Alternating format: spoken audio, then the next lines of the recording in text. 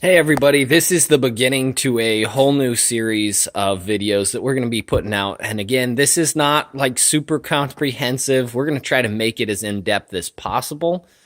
But the deal here is, everybody's got their own flavor of styles, and there are certain principles that are true across the board, and I don't claim to know all of those. I think if you do claim to know all of them, you're probably blowing hot air. But anyway, so this is that early '03 motor, and we're going to be pretty much chronicling the entire rebuild process, getting it back in the truck, everything that we're doing for it, and we're going to try not to miss some of the other steps that other videos miss. So we're going to try to take the time and show you the little stuff, as well as, the big stuff and the fun stuff like starting it up and taking it out for its first drive and all that crap. So anyway, you can see that we've got several motors in line here that we're doing for fun. This one just came back from our machinist not too long ago. We hadn't had a chance. It's been a few weeks.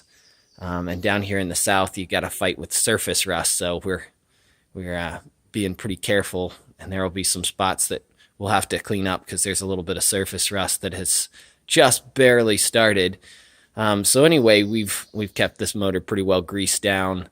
And one of the things that we just started doing here to get you started on this series is, so I went through, and like I said, we've had it in grease. I went through and I wiped down each cylinder, because what we're going to start with first here is we're going to check some end gap clearances on our rings. So hopefully you'll find these videos useful, and you can just kind of use them as you need them. I'm going to try to keep them small and titled for the specific thing. This one's going to be kind of the intro to it, and we'll get going. We'll have some fun.